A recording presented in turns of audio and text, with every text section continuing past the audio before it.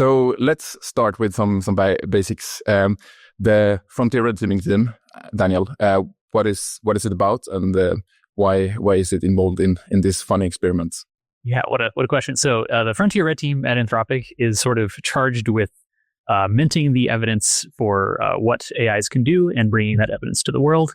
Kind of more prosaically, we do a lot of pre-deployment evaluations. So we do things like test whether our models are capable of things that might be catastrophically risky. And that's like one kind of large pillar of the team is does that kind of work.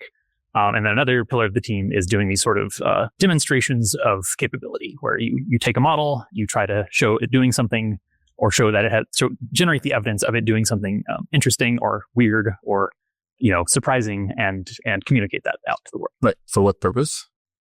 Largely to move people, kind of internally update people. The way I think about this a lot is like everyone is like somewhere on this inferential ladder of like at the bottom being, I have heard of the idea of AI. I know about this concept a little bit maybe, but like maybe it can, do some programming tricks. And at the top of the ladder is something like this thing could be a threat to the world. And I don't think we actually have the super strong empirical evidence where you could like take somebody and pull them all the way from the bottom of the ladder to the top of the ladder. But there's like many steps in between where, you want to update people that there's this thing that's coming that's very powerful. And you want to do this in an empirically grounded way. And that's like the point of our team. Right.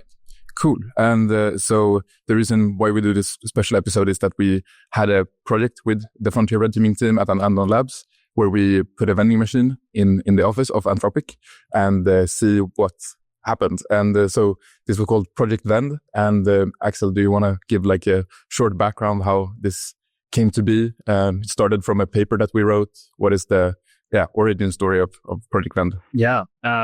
So we released a paper called the Vending Bench with Andon Labs back in February this year. We wanted to see how well models could handle a simple business. So this was a simulation. So we built the simulation where a model has to order products, set prices, and then see what is in demand and basically earn money. So we scored models on net worth. It gained quite a bit of traction, and it was also surprising results.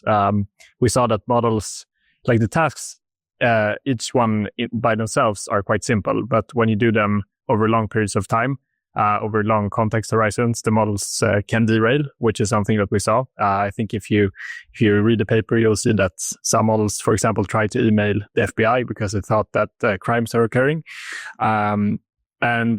These interesting results just prompted us to see if we could do it in the real world. So that's how we came up with the idea of Project Vend, like put a real vending machine. Yeah, that's a natural progression of that work.